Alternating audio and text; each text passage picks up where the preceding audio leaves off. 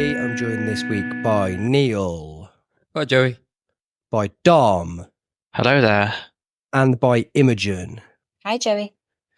We have been variously, not just us, but various other Coventry City podcasts implored roundly to be unilaterally positive about everything. And, such is our desire to pander to all of our fans. That was perfect last night, wasn't it, I guess? Ding, ding, ding. What a result. Is that what people really want to hear? Not blindly. I think it's quite nice to be, optimistic rather than negative sometimes, but not blindly. I don't think it's pointless just saying everything's great always. That's not the way to go, is it? Yeah, because there was lots of good things happen last night, weren't there? And it was a shame to lose. But what if we say, oh, it was disappointing that we lost in the end? Do we get more letters from people who are like, brilliant? That's all we need is more negativity. Sorry, Joey, do people write us letters? You did once, didn't you? Yeah, always. I'm just a fan of it. Every week. Right then, moments of the fortnight just sounds terrible, doesn't it? We have for the time being maintained a fortnightly status, so that is the correct thing to ask. But moment of the fortnight, it's just not. It's not going to catch on, is it? But what is it though? Who's got one? I got one. I would like to throw the video that they did when they were pronouncing their names into the mix, mainly because it was just a valuable service for all of us. And I find it really amusing because Clive took it really seriously. So it's like, right, okay, I'm going to pronounce everybody's name except Van Eyck, who he continues to call Van Eyck, even though he's been told now specifically. And he took it very seriously. It's Dovin. He's getting everybody's names right. But so Van Eyck is Van Eyck. And so I missed this. Explain for the people like me. You missed it. Oh, that's a shame. They did a video basically where all the players, it's in vogue at the moment. All the players pronouncing their name phonetically, so everybody can hear. Jake Bidwell pronounce his name, all that kind of stuff. So it was useful. It was useful. There was lots of my favourite one actually was Fabio Tavares, who is actually Fabio Tavares de Dedere. So I've butchered that horrendously, but. Fabio is his actual name. I was really hoping that you were going to say it was Tavares. No, that would be. It's very much. Have you seen Bruno Fernandes? Yeah, it's along the lines of that, but it's new. Where is the line? Because I'm sure that you all agree. Well, actually, you might not agree that there is a line to which it's acceptable to pronounce things as best as possible. There is a cut-off point, right? Yeah, definitely. You can't say Bruno Fernandes. We're not doing it. It's okay. It's okay to draw that line, but I don't know where it is. It's completely arbitrary, isn't it? Van Eyck, fine. Assuming I've got that right. Yeah. But Tavares, no. Sorry, I'm not. I don't even think he says it like that. He was just doing it for the camera. No, we're not doing that. I think because we signed him from Rochdale, I struggle to think of him as having anything other than a kind of AOP accent. Yeah. And who's next? Dom, I'm going to make you go. Well, I went to Watford. You went to Watford, okay. A little trip up north for you, yeah? Did you want Dom to go? No, just somebody, yeah. Okay. And I looked across to the home end and got slightly distracted by they've painted Elton John lyrics, haven't they, down the side? I believe it's Your Song. And I got halfway down Your Song and I saw some little Smurfs and I thought, okay, that they look like they belong to us, some data analysts. And I looked down and there was some more people in blue and then more people in blue. And I thought, oh my God, we're so big time.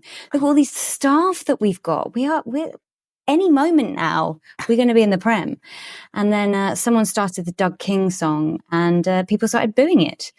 And then people started laughing at that. And then people got very angry, a lot of swearing. And where were you at Northampton? I mean, no one was there at Northampton, so it felt like an empty threat. Kind of the point, yeah. Yeah, exactly. But that gladdened my heart because for a moment I thought we'd lost touch of who we really are, but it turns out we're still a small time club, which is nice.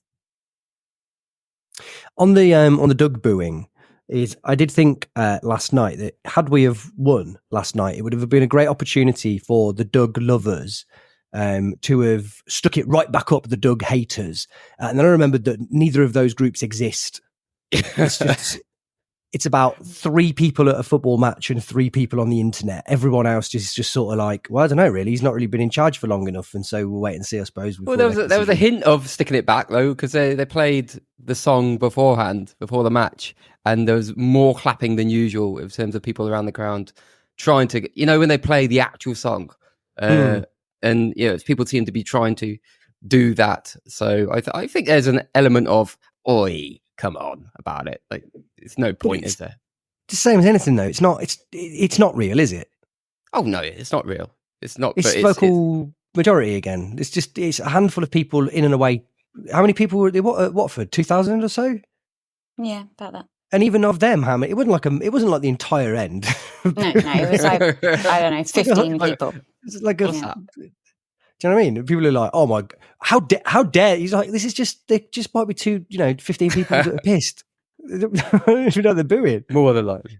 It's just, I think pantomime. We love creating these things that don't exist. I mean, me more than most, but this one particularly, even though I wasn't there, you're a bit like, I don't know anyone in real life that thinks he's either a genius savior or we moron. Do know a few people. Like, really? Who? I'm not naming names on here. Go on, name names. No, there's some absolute clear people who think. Somebody called him Doug the Thug the other day, which I think's great, but also like. There are people who genuinely think he's the devil incarnate. Like, I won't say their names, I'll say them afterwards, but they're the usual suspects. Did they used to play quite a large role on this podcast at one time? They're doing your life, maybe. No, but yeah, that other one as well. No, I think Paul's actually legitimate because he's not having a go at Douglas. He's having a go at some of the policies, which, let's be fair, some of the stuff that's come out around, just making it very difficult for some areas of the fan base to support the club in, a meaningful way around the kids and all that sort of stuff hasn't been ideal, but you can't win them all. So he's come out and Paul said his piece on that stuff. I said a few bits and bobs. I still love Doug, but I don't agree with everything he's done. But there are some people, certainly who I've seen, who have said mean things about him. And, I noted. It's been noted, yeah. The main reason I can tell that Paul hates him is because Paul keeps telling me that he doesn't hate him. And that's usually a good kind of barometer for how much he actually dislikes him. Yeah. Dom, moment of the fortnight?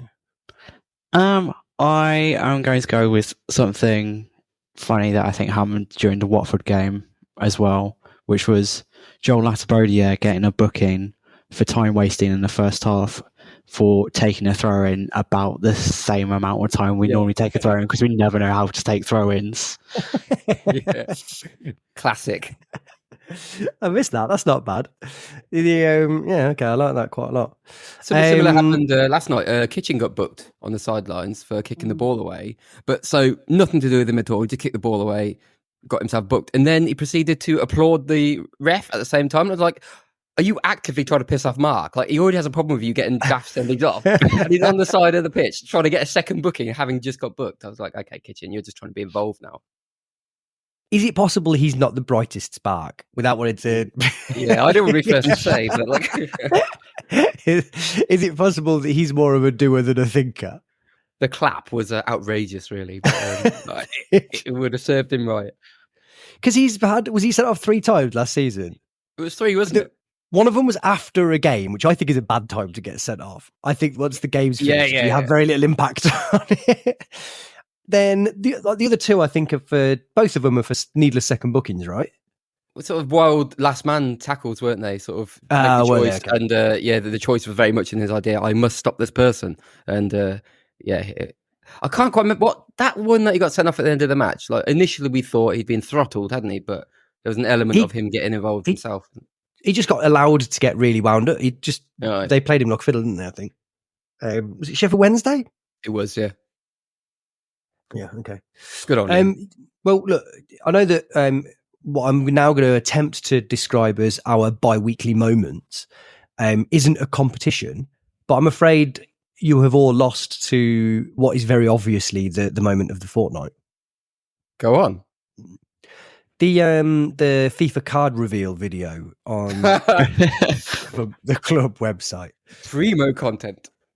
One of the most stunning bits of, I guess content that I've ever seen.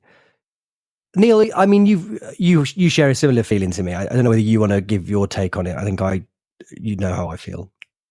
Well, I kind of do. I'll give the areas I find quite amusing. So I think the fact that literally nothing happened, but they made it to a 17-minute video. Like, it was just a lot of them kind of not really want to get involved.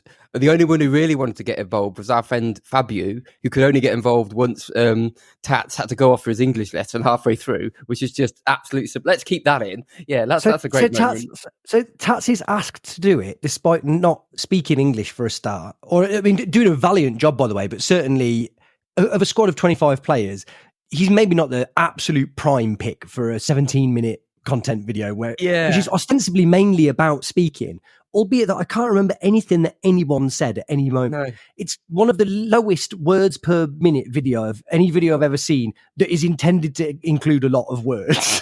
Yeah. I do wonder whether they just sent the cards and Tats was like, "Oh God, I've got to be in this, have I? Oh, I've got to." Do you think? Lesson. I don't know, because they have to send them and create them, don't they? So I guess they sent everybody them, didn't they? Yeah. Well, yeah, I wonder.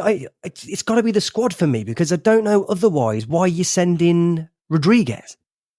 Yeah, you got to do something, hasn't he? I guess. Maybe, but again, is like I say, are they being picked?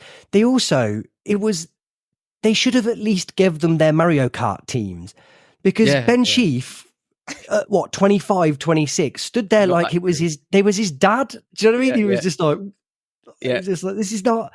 At least put Hadji right with get Callum O'Hare back in, make it seem a bit more like they're at the Mega Bowl again.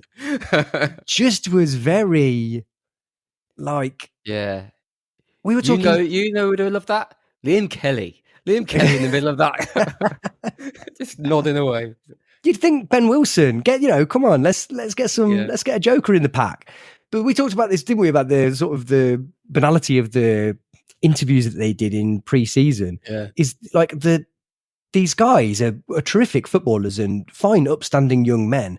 But increasingly, you do wonder whether to be a top-level professional footballer, you have to be so insanely dedicated to it that it drains your entire personality out of yourself. It's just like... I got to give Milan's always front and centre, but I think Milan world class. The continental element of it, they know how to put and play to the crowd.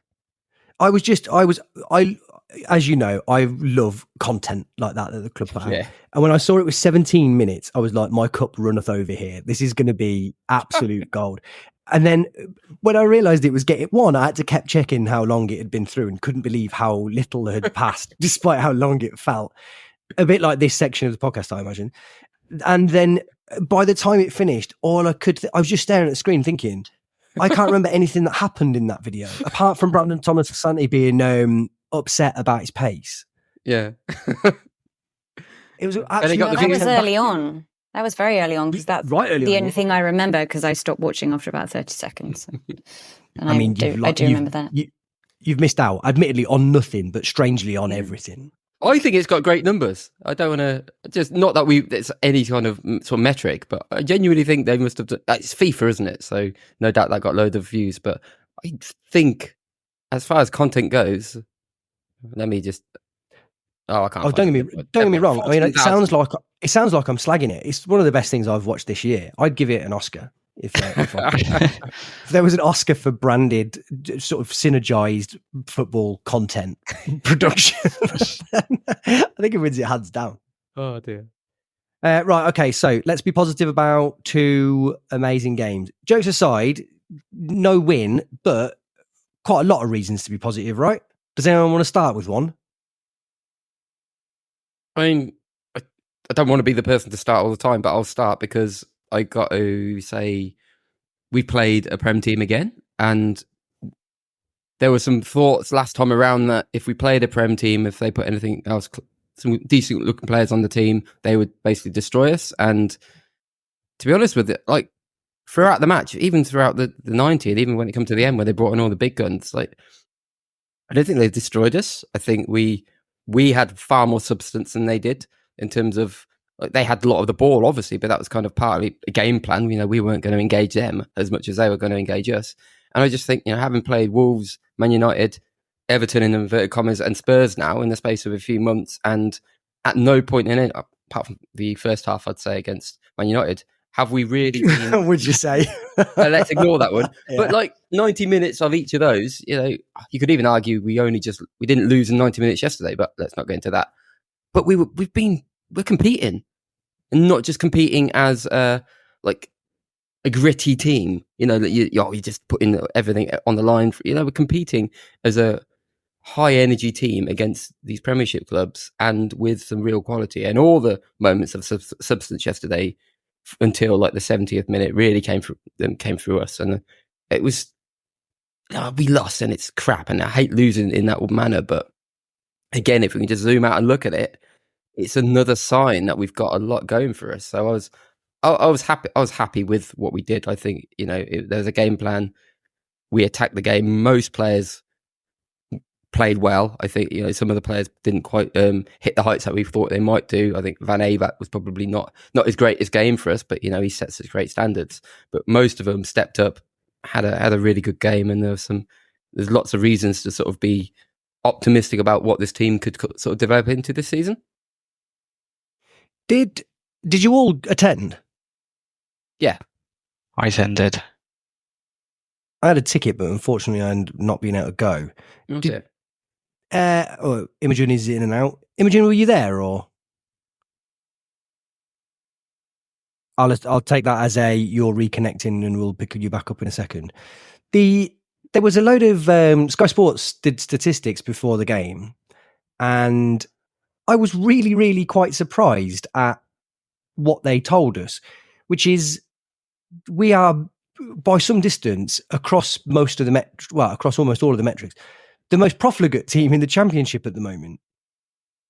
Like and again, last night I think is a good example of it. Like and I hadn't really clocked this until maybe this week. Shooting. Well, we're just missing a lot of chances, aren't we? We're actually creating more than enough. Yeah, we had a much better XG than, should you take any credence out of that or not. But I think we were nearly 2 XG late yesterday, and Spurs only sort of 1.1 or whatever. It's easy to look at the results and be very downhearted by it, but you do wonder if, when it's just underperforming your XG, you do wonder whether you're only Sims or Bassett or somebody hitting a bit of scoring form away from actually being quite competent. Look at last season. We scored 90 plus goals. I know we played more games, but we scored a hell of a lot of goals last season, and not all of them came early on. You know, it took us a little while to get going again, and it's the same again this year. We've had a few games, but I don't want to be the cliche man, but you would be very worried if we weren't even creating chances. But that is not a problem for this team. We do create chances. We have a great opportunity to be an explosive team this season. So yeah, I didn't realise the XG was quite as high. I hadn't really looked at it, but I do know that we've had a hell of a lot of shots. Like we had something like 17 yesterday. I think we had, was it 20 maybe against Watford, something stupid like that. You know, we're rattling them in, and like you say, it could, whether that's poor finishing or just things aren't quite going for you at the moment, but it only takes one of them to go into a bit of a lunatic form, and then suddenly, you know, we're all guns blazing. You know, I'm positive. So speaking of strikers maybe stepping up, does anyone have a word for Norman? Yeah, I mean, he is someone who is very eager to please, I think. And I think there's a part of it where you're going, is he actually really good, or is he just making himself really busy, where he's doing a lot of the things fans want to see, as in like closing a goalkeeper down when the goalkeeper's like they got the ball under control, and it kind of just gets people onside if you chase that down, even though that's going nowhere. I think so. He's got that intensity about him, and I think for a game against a team that has a lot of the ball, that's really useful. Just someone who's really keen to chase down, and that gave us just this really awkward niggly factor. And there was some periods in that match, particularly sort of the start of the second half where Bassett and Rodoni were really getting in the faces of the Spurs defenders, and they were really struggling to play out, and that was really positive. Main area I was frustrated by him against Spurs last night was he just kept on pulling out wide, and there's a few instances where the play was breaking down one wing and he was floating over to that side, and there wasn't that presence in the box. But then that is exactly what led to Thomas Asante's goal, where maybe someone's had a word where we're going, if Bassett's going to keep on pulling out wide, then Wright and Thomas Asante get in the middle, because that's going to be where the space is. So I think that's really interesting, because I've seen quite a bit about, okay, well, Bassett's clearly our best centre forward now, let's drop Sims.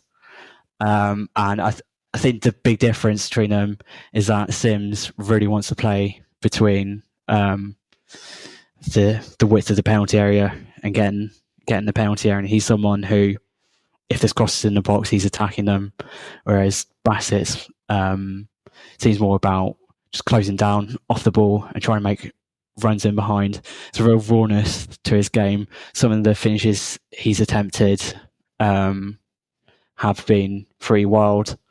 But yeah, he's a handful, and I think he's going to be really useful to have in certain games like this one, where we're playing a team that has a lot of the ball. Having someone who's really keen to chase defenders down, that's going to be useful. If you compare that to when he came against Norwich, where he had 4 touches of the ball against a team that was trying to sit on the lead, I think that's a difference. So it's sort of horses for courses, but yeah, it's really encouraging, because he's got some interesting things about him, and he looks like someone who wants to try really hard. So what's not to like? Yeah, I think the horses for courses things are like perfect. That's exactly what he is. Like, there will be certain games where it makes a lot more sense for him, and the Norwich game was like an example where a team that was just dropping off, and he was going to be expected to be a physical presence and taking the ball when it was quite sort of packed in there. It wasn't going to be his game, but then a team that is pushing higher up or leaving more gaps for him to make himself a nuisance is certainly going to be where he finds more of his sort of impact. I'd say I agree on the point that it's wild shooting, in the sense where I think it's wild choice of shot, rather than actually I think I don't think he's missed a target really, apart from it was a save last night, and he's decent striking of the ball, which always surprises me when somebody you don't know what they've got about him. But yeah, I think he's got a decent strike to him. And I think it's a bit mad to suggest anything around him being our best striker or anything. We've only seen him for like a couple of games. There's nothing we can suggest that he's going to do the job or not. But I'm definitely optimistic on him as well. I think we didn't think we needed him. We joked when he kind of came through on the last pod, the pod before that, where why have we got another striker? But actually, I can't imagine us not having him as an option now. I think like the idea of our backup striker being Thomas Asante isn't as palatable to me now than actually Norman is a real option. But I think this is the thing, right? Is that at the start of the summer, I think most people would have agreed that if we had a certain number of signings to make, in line with what we ended up making, a promising striker that could come in for Sims occasionally, but not be your first choice striker, so they would be happy to sort of develop and play a little bit, would have been the thing on that list. What was so confusing when we signed him is that we signed him so soon after Thomas Asante, who now it's him that you look at, I think, despite the fact that is he our top scorer now, which is impressive for a guy, and dare I say it, that doesn't look like a finisher to me really by any stretch of the imagination. Although quite fitting in a season where we've missed so many chances, that our top scorer is a guy who you would probably least trust with a shot in the box. That's the signing that I think is now odd, because what's his purpose then? And yet we've seen tons of him. But this, I guess, goes into, I mean, I don't want to go straight into the negative, is last night specifically, is I think again exemplified by it is another example, of kind of let's make random substitutions and see how it impacts, and let's see how it can sort of dampen the energy of the game. Am I being arsey by suggesting how random were they? Like what felt random to you? So I think it's actually it's the opposite of random. It's the very, very specifically planned, irrespective of how the game is panning out. That's how it feels to me at the minute. I don't know under what circumstances you take off Josh Eccles, who was playing so well and was so full of energy, to bring on a visibly sluggish Sheaf, who ended up not even through any fault of his own, I would say, because you must know when he's coming on that he hasn't maybe got the energy to deal with all of Spurs' higher quality substitutes that came on. I just thought that, I thought that the subs in general just took some of the rhythm out of us. Is that me? I mean, I wasn't there. The other thing is, I'm watching it on telly. It's a worse view than you two have I got. kind of saw it as a freshness thing. I don't think. I think retrospectively, you can look at it and absolutely, it kind of, they didn't work as planned. So we can sort of pick that one. But I just think in a game where it's such high intensity, I think we don't know like what state Eccles was in really. Like he played 70 odd minutes or whatever it was. Like for all we know, he's got his little heart monitor on and stuff, and they had telling us, oh, he's pretty much done. So that's kind of, I always defer to that, but you might be right. It might be he still have energy, and it was just a bit of a switch. I think the other thing, the reason why he kept Alan on, I think there's just a trust thing with Alan, where he's like, in these kind of games, I just want him to continue to run for 90 minutes, and I think I can trust him to do it.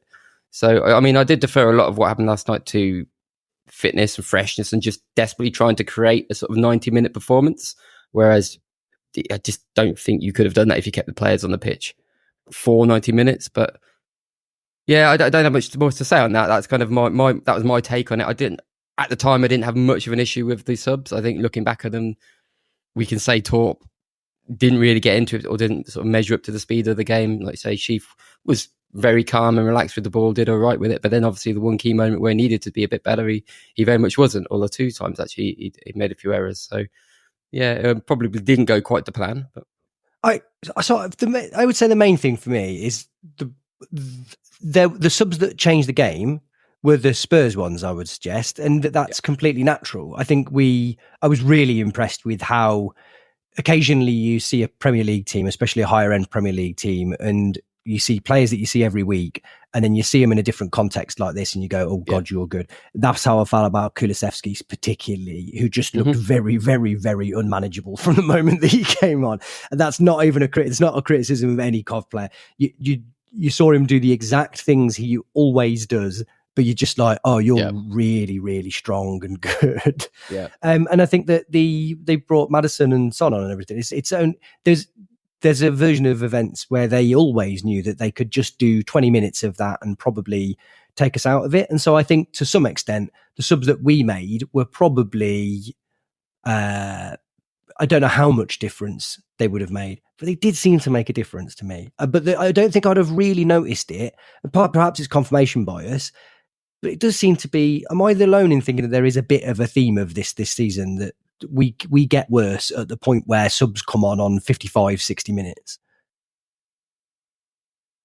I don't think you're alone generally. Maybe like I don't see it just yet, but I think that point is one that I've seen definitely a lot of people making, and certainly last night it was the theme coming out where everybody attribute what happened to the fact that we switched up. But I can't help but always revert back to, I don't know what state the players are in, and I don't know what decisions they have to make based on fitness. And it could just be that that's what they're trying to do, and it sometimes won't work. But yeah, we have a squad now where it should be less of an issue. But I think the alternative is actually the issue is that he's now also keen to make sure everybody gets decent playing time, which is another issue in its own right, because it does, you get to this sort of realm of almost forcing subs, which is I think it's an unmarked thing to do. I don't think this is what I mean. Historically, he's not been a subber. He likes keeping the players on the pitch. So I do wonder how he changes his kind of ethos this season, because it does seem like he's very, very much wanting to play players and give them a lot of time as much as possible, which is kind of good if you're thinking of it sort of physically. But like you say, ebb and flow of the game, sometimes it could be a problem. So I think that's just For me, it's one to monitor. I don't know how big it is at the moment, but it's potentially noticeable. The other thing is that this is sort of, this is a situation that unravels over time, isn't it? Because if these steps at this point are the things that mean that the players don't get injured later in the season and are fresher, and it means that your performance at the end of the season is better, then fine. This run could ultimately potentially be attributed to missing some chances, and it didn't matter overall. But how many league games have we played? 6? 5. 5?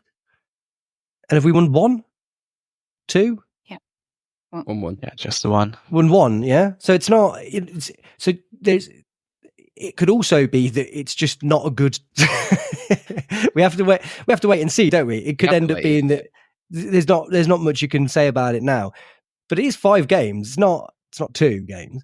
So, and I'm no closer to. I don't really know what our first 11 is, and I know that this is my opinion, and my opinion is usually wrong.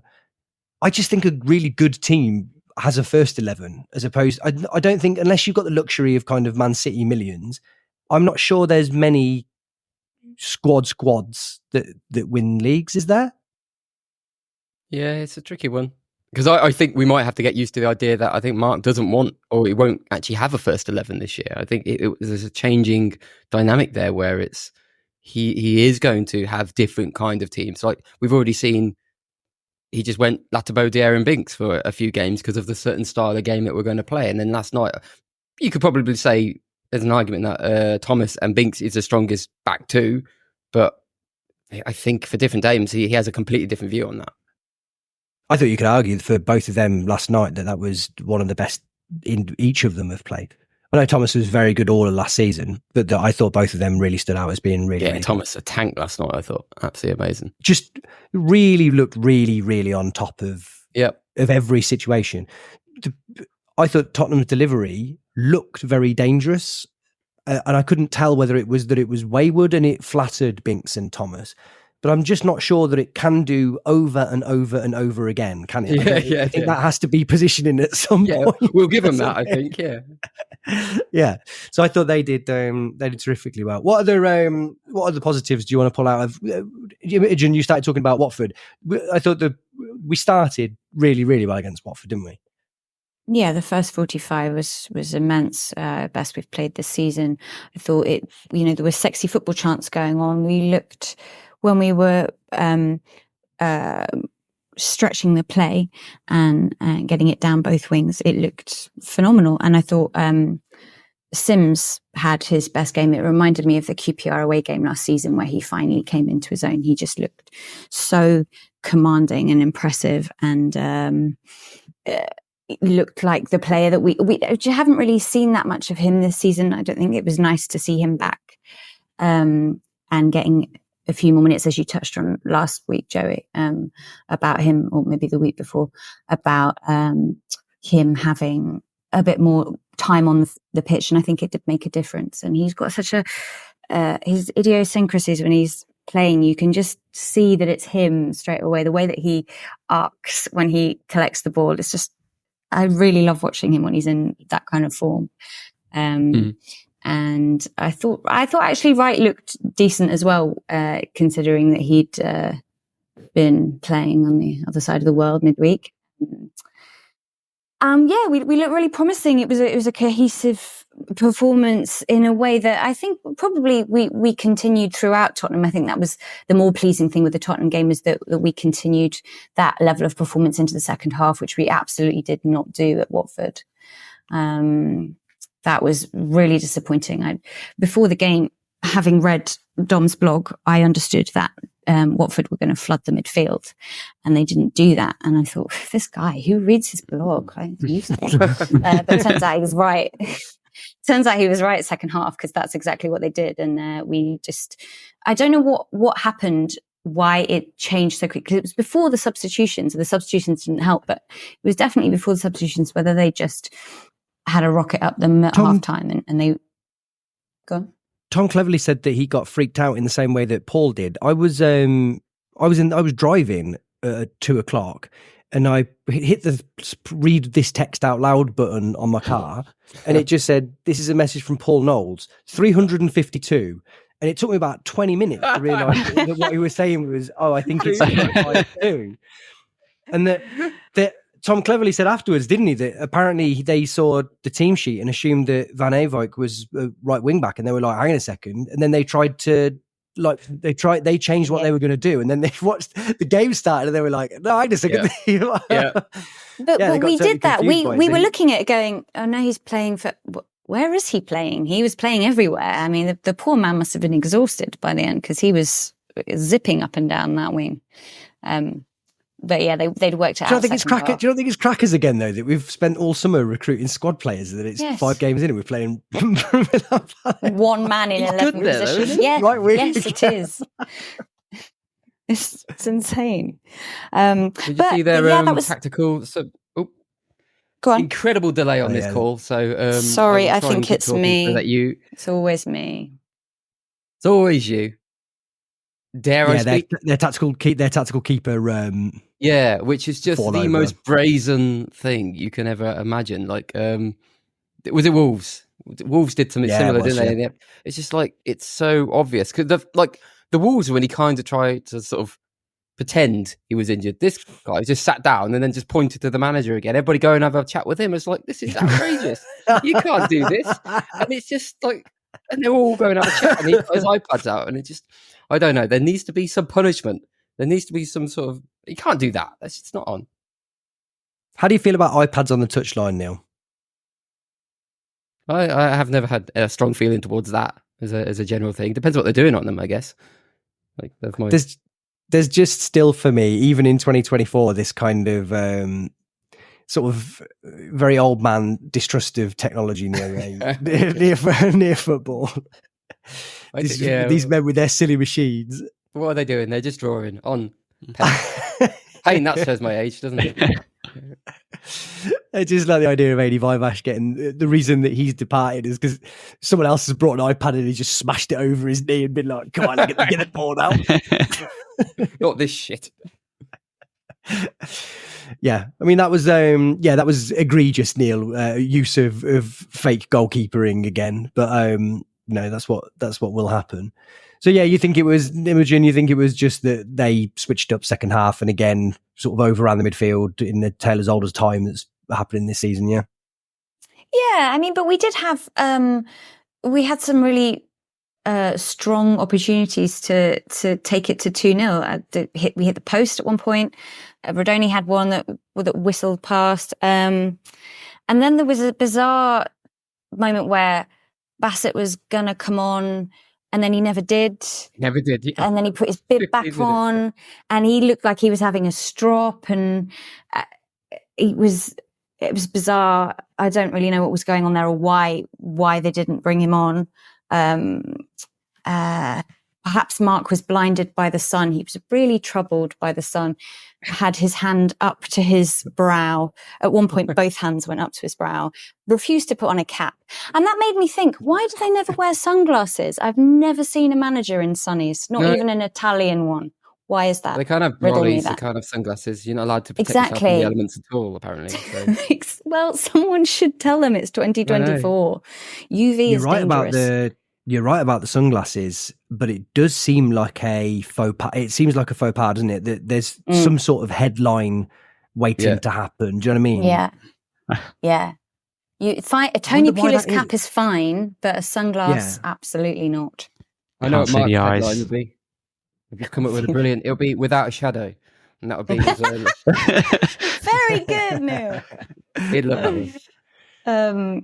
So if we're gonna, don't know what was going on. Very quickly before we leave manager attire, is this particular iteration of manager wear is really doing some dinner lady damage to already very dinner lady-ish man. It's not. They've really stitched him up. He looks like a paid kind of like help, doesn't he? I know. He just looks like bloody Wayne and Wayne at the slob when they won the lottery. It's just like, God's sake. Strong dinner lady vibes. Really bad. And it's funny because the training wear, generally speaking, this year is very smart, very nice, but they've given him It's not a most kind of forgiving like- fabric, is it? no, No, really it's kind of- polishing it. sub NHS kind of smock look to it. Maybe that's why Vivash left. He was just like, I can't. I'm not wearing that. I'm not fitting in that. Yeah. It's just discriminatory. Yeah, get this out. I thought okay. their left winger though, just to talk on Watford, the part of it was, I mean, you do not see people outpace Van Eyck, but he looked good on the left hand side. He got injured in the end, Yeah, but he I did. think that was a big problem for us. Like we're so unused to not having that side under control, and it was certainly a problem for us most of that day. Like after Lamptey went off, then he injured, so then it all switched back up, and then Van Eyck had to take the other guy on for pace, and he had him, which was unusual. I think that's where the goal came from in the end. So unusual, but I give them a little bit of credit in terms of just similar to the Spurs' first goal last night, where it was just a Premiership quality goal. If you ask me, I think it was a not around the corner, high speed. You can't do much about it, and their goal, if somebody's quicker than you, it's very little you can do about it. So I'll give them a little bit of credit. Yeah, they looked Fair a good dues. side. Let me ask a general question to nobody in particular. Assuming that everyone's fit, what's your team for Saturday? I assume actually, I was going to say, I assume we're set on who starts in goal, but I thought Wilson made 2 terrific saves last night. He's doing all right, isn't he? I mean, You've got, sorry, very quickly, Dom's pulling the Paul Knowles, you've got to save them face. No, I mean not a reflection on those saves from Wilson last night. I just think Dovin is clearly the number one at the moment, and just the way he can pass out from the back is a completely different dimension to this team at the moment. That I would loathe to be without. And I don't Have you think seen him anybody make would the really- that you wanted yet, Dom? Not yet. No, no, okay. still waiting. That's why I'm so surprised at you backing him up there. I Well, thought you no- would have been Team Wilson. No, No, I'm waiting. I'm investing in Dovin stock, so that's I was manipulating the market earlier. I was going crashing his price. So right back as well, I assume nobody's touting anybody other than Van Eyck, no? Centre backs? Interesting one. I think you go with the same as last night. I think they were that good. So unless there's any sort of fatigue issues, which is possible, I think you give them another go. They were good. Yeah, I agree. I thought Kitching on Saturday against Watford looked a bit terrifying, actually. So, yeah, definitely keep Binks in. Dom? Yeah, I think it's a real toss-up between Binks and Kitchen at the moment. I don't think there's really that much difference between them. So I'd be happy with either. I just wonder whether Kitchen will come back in just for that freshness. Is there any argument to look at a back three? I mean, it won't happen, so I guess it's moot. but He won't really. I mean, there's always an argument, but he's not going to do that unless he sees performance levels drop or something crazy happen, like what happened last year, where we just can't buy any kind of sort of victory. And 5 league games in, I don't think we're at that stage yet.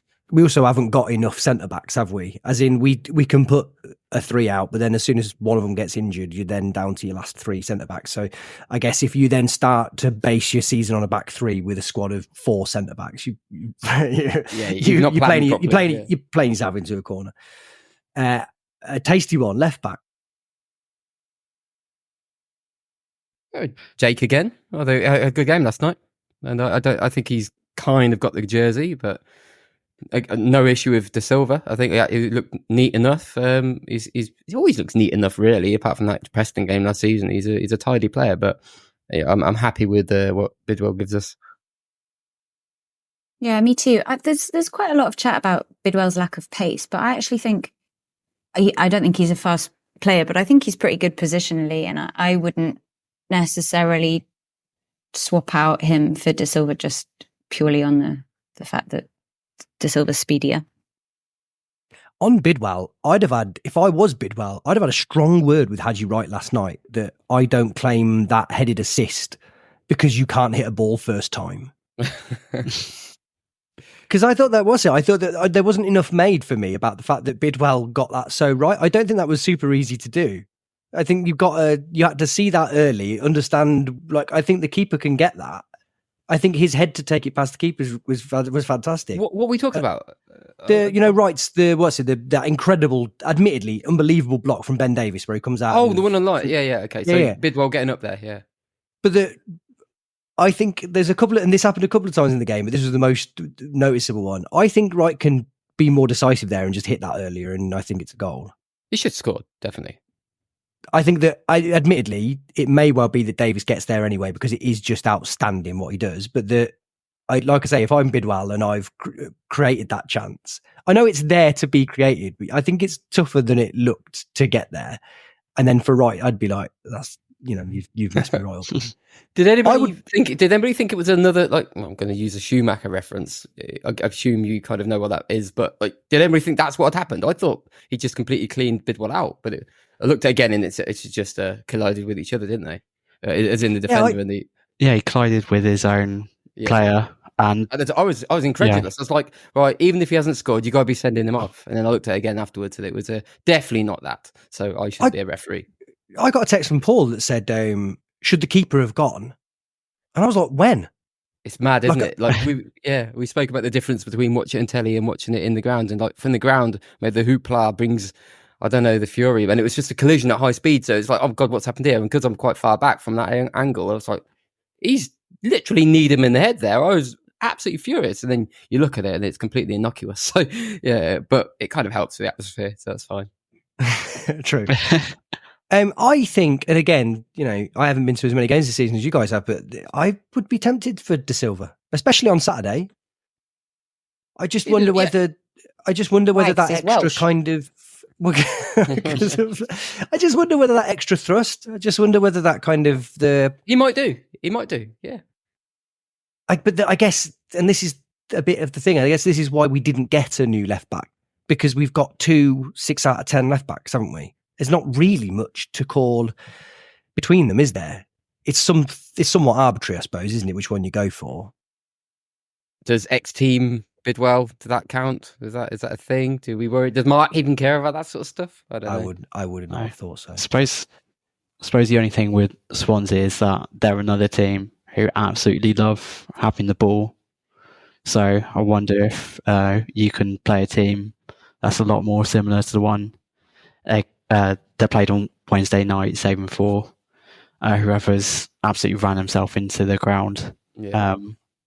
For that, I think it'd be similar. But I suppose it is a home game, and I mean, even during the Spurs match when we were watching Spurs pass it around their centre backs, you still got people screaming, "Close them down! Close them down!"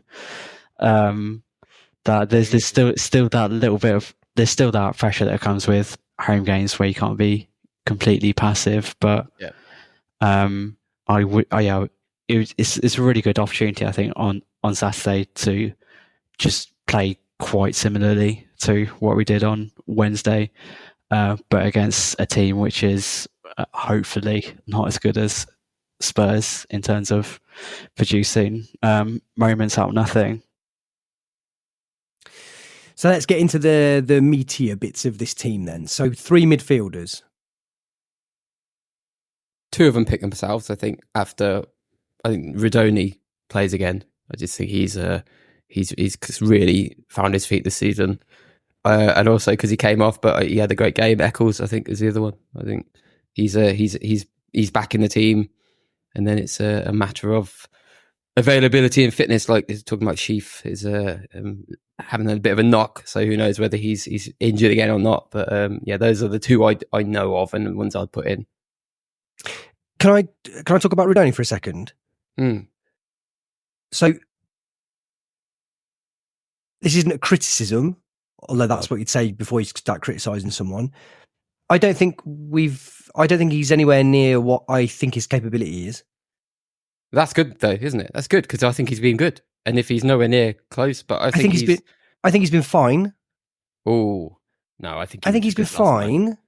No, he's. I thought he was good. To be fair, yeah, he was good last. He was good last night. I guess I'm talking more across the season as a whole so far.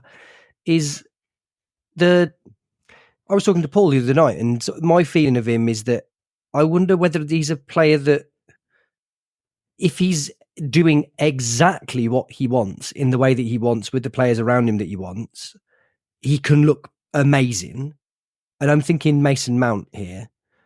And then the second that's disrupted a little bit, almost a little bit like how we saw with John Fleck, there was times in League One where you thought, I'm not even sure this guy's a League One player, but in exactly the right system with players around him. And that, again, that's not a criticism. That's a midfielder, basically, was a very competent Premier League midfielder. I can't quite make out with Rodoni.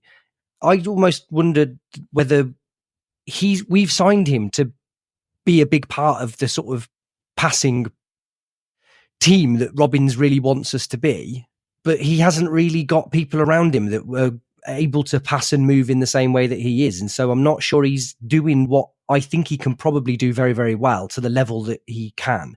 And I agree with you. I think he's been fine or good or somewhere in between, but I think he can be quite a lot better. Or am I overrating him? I think you're being hypercritical a little bit. How can you be a little bit? But I just think I think he was the heartbeat of everything that was good in the Watford game, that first half. There was a period of time where he was interlinking with everybody, and really we were looking brilliant. And I think last night specifically, I think there was a large portion of that game where he was the stature in the middle. He was good. He was the status, and so I think actually your assessment of in games where things aren't quite as he needs them to be, he won't be that player, and so that's something that we need to find out. How can he function in games where they aren't set for him? But I think having been not lukewarm on him, but fairly sort of average thinking on him early in the season, I think certainly in the last few games he's been the one who has found his feet more than the others. And I think I've been very impressed with the last two games. Obviously it's just two games, so who knows whether that's him finding his feet or whether it's just two games. But yeah, I would say he has done quite a bit, and I think he's somebody we should be pinning ourselves sort of hopes on a little bit in terms of keeping everybody connected, because he's looking good for me. Notwithstanding Dom's point about the final element, which actually I think still remains. He hasn't scored yet. He's had chances. He's chosen probably the wrong method in terms of finishing. I think he had that early chance yesterday, and his instinct was to shoot first time from outside the box rather than maybe just nudge on a bit or do something similar. So that's a decision thing, and that's whether that comes or not, we just don't know. But I think broadly, I'm impressed. And I know it's easy to say after the event, but I also think the natural choice is to hit that shot near post as opposed to far post. Do you know what I'm talking about? Where he rolls it back to the far post where there's three players as opposed to trying to go for the near post, which just seemed an odd choice. But again, how in a split second moment like that, very easy for me to sit there on my big fat ass at home watching it and going, I actually should have tried. Do you know what I mean? It's obviously not that simple, but when you're looking at cumulative decision making, it does sit in keeping with some of the other things that you've described there. Yeah. In terms of being positive, so you've said there Rodoni and Eccles, and I've talked about what a crap player Rodoni is. Obviously, that's not what I'm saying. And actually, I think Eccles has overall been one of the more impressive players for us this season. I've been really, certainly on a relative level. So compared to where I thought his status in the squad would have been at the start of this season, actually he would be very close to being somebody that I would say is an instant pick at the moment. Dom, thoughts? Too much? I think Eccles has been decent this season. Don't have a ton of options in midfield at the moment, and he's been the more reliable out of them. He's had some good moments in games, and I thought first half against Norwich a couple of weeks ago he was particularly good, and on Wednesday night as well. He is the closest thing I think we have to someone who can be the defensive minded midfielder. And I think we've seen a bit less of him trying to play that dual role that Mark Robbins always seems to want from his midfielders, of someone who can defend and attack at the same time. And he's been a little bit more disciplined this season, and I think that's helped the balance of the team. But yeah, it's sort of been a 6 or 7 out of 10 start in my book. I think that's all right. Like, I think that's, I suppose it's, again, when I'm saying relative, it's relative to the fact that I think there's been a lot of players have underwhelmed compared to what I would have hoped for. Sims hasn't been as explosive as you'd expect. Wright's missed a lot of chances, but has looked very, very good in flashes. Eccles has come in and been sort of, kind of remarkably unremarkable to me, if that makes sense. But then who is the third midfielder? Oh, go on, Imogen. Sorry, go on. No, I was going to say his trajectory has far exceeded what I thought he was capable of, and maybe that's why I've been so impressed with him, in that my expectations of him, because he's not a signing. I don't, we weren't really considering him pre-season. He was just there. He played, he had a respectable last half of last season, but I have been so impressed by the way that he has come in and quietly gone about his business, and I don't think he's really let us down, actually. I don't think I can't think of any terrible mistakes that he's made, and certainly even last season I would have shied away from having him as a starter if everyone was fit. But now I think he's cemented his place in the team. I think there's a lot more that he could do. Whether he has that capability in him, who knows? But he's already exceeded what I thought he was capable of, and he seems to be, from interviews that he does, which they're not that often, but when he does speak to the press for any period of time, I think he seems like a very thoughtful, eloquent guy who works hard at what he's doing, and quite self-effacing, and he's willing to admit that where his faults are, and he keeps working at them. So yeah, he's definitely exceeded what I thought he was capable of. You just described there the quintessential Binley Woods character. Yes, classic. He and I'm trying to think of who he reminds me of, Joey. Who is it? It could be anybody. Could be. Do you know, somebody told me this a little while ago, but I don't actually know whether it's true, that he is from the same street that I grew up on. What? Fantastic. Do you know him, Like, Joe? Do you remember him? Is it spoke of? Well, depressingly, when you think about it, he's in fact, 13 don't even say years younger Oh, God. So, like, as I was leaving, he'd have been 5. So no, I don't. If it is true, then I don't remember him. You dropped a ball as you were leaving, and then he kicked it. That was the start of his journey. Yeah, I couldn't fit my Coventry City football in the back of the car, squashed to Manchester, and kicked it into the park, and then this one wee boy, the spark of a dream. So, who's the third midfielder then? I would have Torp in there, I think, purely because I think Alan absolutely ran himself into the ground on Wednesday night. I thought Alan was just really good on Wednesday. Just the amount of ground he was covering, and just really thundering into tackles, and that is something we kind of don't see that often with Jamie Allen, where kind of at times it feels like the game's happening a bit too fast for him. His limbs are sort of struggling to keep up with his brain, but that was just like pure energy, and that's the good Jamie Allen that definitely has a role to play over the course of the season, as someone who can come in for the odd game and just run themselves into the ground for the team. But I think, Torp will be fresher on Saturday, and that gives them the edge. Also thought in the first half against Watford, Torp was really good, and there's just some really good piece of link up between Torp and Van Evik on the right side, because Torp's tended to play on the right side of central midfield this season, and just that little extra quality he has with his passing can really link things up nicely with Van Evek. Maybe if you have Sakamoto in that right side as well, that becomes a really strong part of the team. We're just waiting for him to really get a 90-minute performance into him, because we've seen moments this season, and certainly when he started last season, that have been really impressive. And I think he's someone who could really make us tick if we can find the best way to use him. Would anyone change from Torp?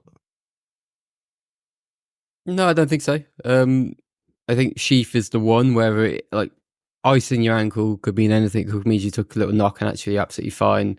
If that's the case, I wouldn't be surprised if Mark wanted to play him, get him in, get some minutes under him. But I'm the same opinion as Dom. I think Torp still has something which we miss when he's not around. It's certainly his quality, and there have been moments this season where he's kind of lost his concentration or kind of let the ball get away from him a little bit. But I think that's kind of few and far between. I think you persist with the good with him. And just as a side note, I wouldn't blame him for last night at all. I think ultimately, it was a high risk pass by Sheaf and miscommunication, and it wasn't anything he couldn't have done about that, really. He was just ambushed. So I'm not blaming him at all for what happened last night. And yeah, probably Torp on balance for me. Yes, provided that he doesn't fade second half, which he seems to have done in the past couple of games. So can he play for the 90? That would be great. Fair dues. And with one eye on time, I would just finish off with the forwards as kind of just three names. I mean, it feels like we know, right? I don't think we do. I'm going to say some names and you're going to say it's not the same. But I think Wright, Sims, Sakamoto is my one. That would be mine. Okay, fair enough. I think maybe Thomas Asante might play on the right purely because we don't know how fit Sakamoto is. True. But if Sakamoto is fit, then I'd have him on the right wing, because yes, like I said, I think that makes a really, really nice hub of the team on our right side, and that's the service line into Wright and Sims. Imogen? I like Thomas Asante. I feel like he's not won over the fans yet, but I think there's a lot of promise there. And if there's any doubt on Sakamoto, I wouldn't risk him. I'd give Thomas Asante a bit of a run out. Why not? I do like him as well. So I think Asante's come in and he's a bundle of energy. Can I say that ridiculous cliche? But he is, and he's got a lot about him. He's more technical than I'd kind of observed when he was at West Brom, but he looks good. But I guess my point on all of this is always, we talk about starting 11s, and I'm just going to keep hammering home the idea that actually we're no longer about starting 11s anymore. We're about 90-minute performances, and we're about what can we do to conjure up something in the second half. So I don't ever see it as a criticism of a player if we don't have him in the starting 11 or anything like that. I see today about Bassett on everybody saying he's now got to start. There's absolutely no definitive there in my mind about him starting. It doesn't absolutely have to do anything. I think he's got a huge role to play from the bench this season, and that is not a criticism. I want rapid Norman Bassett coming off the bench when we're winning 1-0 and we've got 25 minutes to go and a team's starting to push against us. He can be our finisher. He can be the guy who comes and sort of that, because he's going to have a lot of space. And it's these things which are important. I just think we really need to get out of the mode of thinking the only thing that's important is a starting 11, because it's just not. It's proper 90-minute football nowadays. Still quite important, though, isn't it?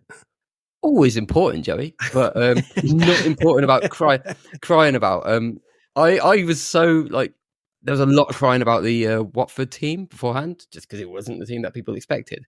I asked it's ridiculous. I asked ChatGPT to do the maths for me in terms of how many potential combinations Mark Robbins had to potentially pick from for a starting 11 based on our squad, because it's impossible for him to please everybody. I don't know if this number's correct, but they said there were 600,000 different combinations of players and formations that he might potentially have to pick from. Bear in mind that you can only pick one, but 1 out of 3 goalkeepers and different formations. So like, okay, that's tricky for him to make it make the perfect decision for everybody. So I'm allowing his choices. It's very funny to me to think that every Monday he's got them all written down and goes one by one. When we're talking about, like, everyone's like, oh, well, I wonder what George Boateng does and what does it. Like, everyone, they're like, you just leave Mark. This is what he does all week. Yeah. No. That's on the maybe. Yeah. No. Every week he's like, it's all week. Yeah, no, that is still that's the right team and formation. What team still, Ron formation? So. We'll go. Just checking. 8-1-1. I just yeah, Norman Bassett right back. No, we haven't got that many centre backs, so that's a no. 8-1-0. No, it's going to be the same.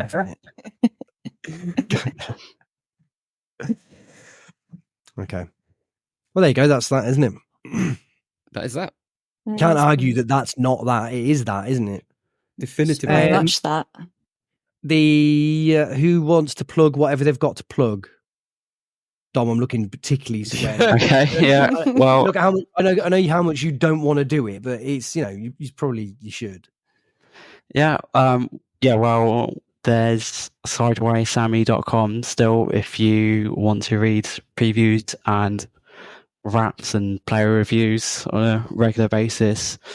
Also, just a word of advice: if you want to subscribe to Doing the 92 podcast, which is Daniel's story, he's an independent journalist. He's trying to do the 92 clubs in one season, and next week you're looking at Coventry City, and you might hear a familiar voice. Yours. Yeah. Possibly. unless it turns out everything I said was legally objectionable and it's all edited out. Okay. Well, we'll look forward to that. Anyone else got anything that they absolutely have to say before we get the hell out of here? That sounds like a no. Dom, thank you very much. Cheers, good to be on. Imogen, thank you very much. Thank you, Joey. Neil, thank you very much. Thank you. And thank you, listener. Bye.